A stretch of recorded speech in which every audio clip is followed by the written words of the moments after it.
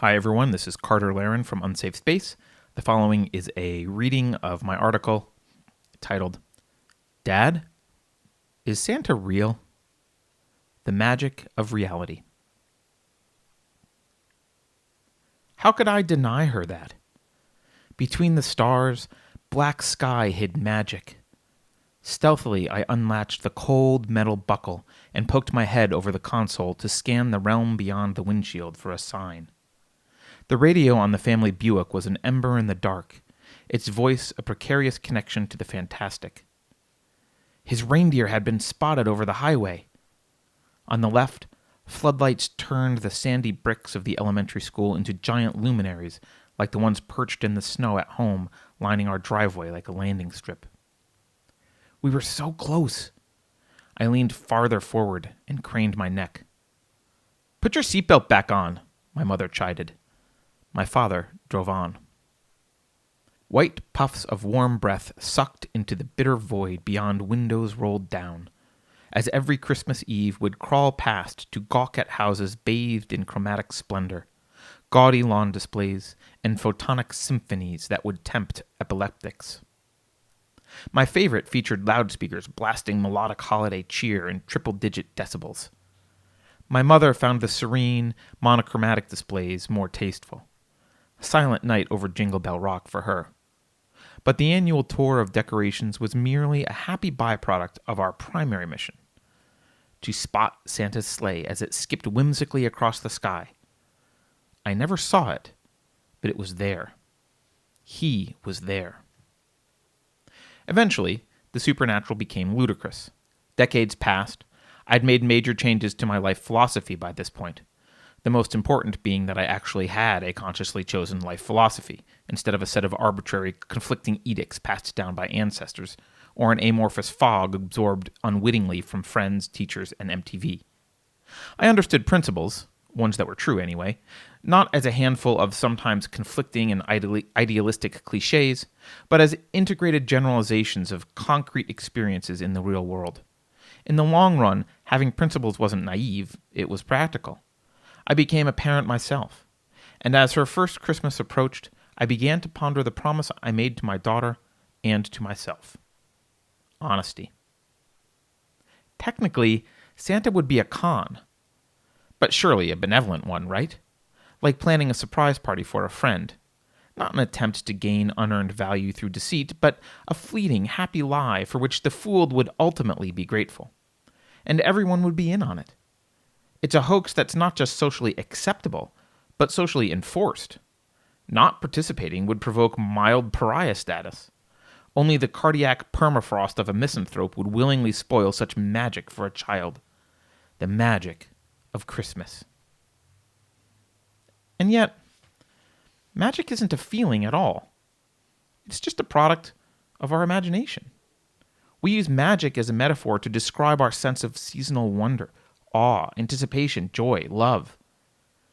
Was misrepresenting myth as fact required for humans to feel these things? That hadn't been my experience at all. And were stories of flying reindeer told to toddlers really the same as surprise parties for friends? Because my daughter wasn't my friend. Not really. My responsibility to her went well beyond friendship between independent, responsible adults. Like it or not, my behavior was her model for metaphysical, epistemological, and ethical developments.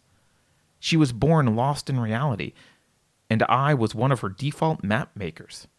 She relied on me in every sense of the word, and in a way more fundamental than any friend ever could. I couldn't risk it. I obeyed the principle. I kept my promise. I told her about Santa Claus, of course, and she listened, transfixed. Images of red-nosed reindeer, colorful elves in pointed hats, a bag bursting with toys, a pudgy, rosy-cheeked philanthropist with a penchant for consuming Christmas cookies, and a time-dilating, physics-defying sleigh, all materialized behind her wide, enraptured eyes. But I also told her it was just a story. A fun, ridiculous, imaginary story that we made up and enjoyed telling each other. She absolutely loved it. She asked for more stories. So I fed her a half-baked invention about a man cleverly named the Robber Baron, who celebrated Capitalism Day. yes, I've pretty much always been a nerdy free market evangelist. It clearly wasn't as captivating as that Kris Kringle guy, but the idea that anyone could fabricate a legend struck a chord in her. Something beautiful and unexpected happened after that. She fell head over heels in love with myth. Each year, we'd tell stories about Santa and contemplate the same conundrums any other family might. What happens if you don't have a chimney? How can he get to every house in one night? How do all the toys fit in his bag? But knowledge that it was a myth meant we weren't trying or pretending to figure out someone else's story. Instead, we were participating in the creation of the story itself. There was a heightened sense of excitement in knowing that we had the power to make the Santa myth ours. My daughter also began adding to my paltry Capitalism Day lore. The robber baron was endowed with various supernatural abilities, came from Saturn, her favorite planet, and visited Earth once a year to sell ice. Apparently, Saturn's rings are made of ice. Then she started voraciously consuming anything and everything to do with Greek and Egyptian mythology. The original myths, modern variations, historical fiction inspired by them. Our house became littered with books about pharaohs and gods. By the time she was in 4th grade, her obsession made her the resident expert on Egyptian history in almost any crowd of adults. She's old enough now that I've asked her about her experience, about being told up front that Santa Claus was fictional. At the time, we'd explained to her the fact that other parents were pretending that it was real for their children, and that her friends wouldn't find out until they were much older. We'd impressed upon her the importance of respecting that parent-child relationship, and not spoiling it for them by wielding the truth as a weapon, or by blurting it out carelessly and unprompted. Years later, my daughter expressed a distinct thrill at being let in on the secret as a child. She said that telling her the truth not only increased our credibility with her in general, but that knowing she was privy to information withheld from other kids made her feel special and trusted, a trust she's worked hard to keep ever since.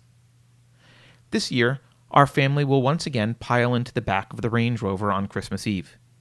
There's no snow here, and there are no Santa radar reports from the local radio station either. Perhaps those died in the 80s. But there will be music, and windows rolled down, kaleidoscopes of light from competing displays surrounding us as we idle forward.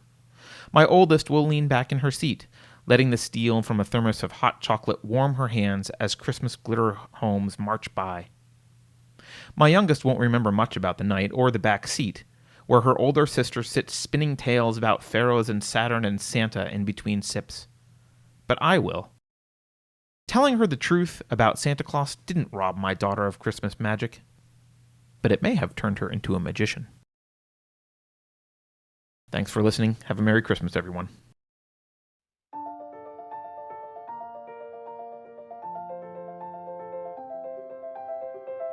This production was made possible through the generous support of our members. To join our community, visit unsafespace.com. Unsafe Space is an online publication for individualists interested in subverting authoritarianism and ushering in the next Enlightenment.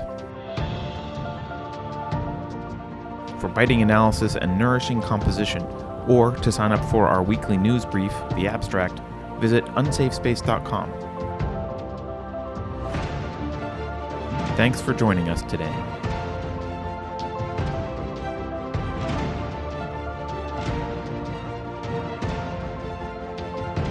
Warning. This is an unsafe space.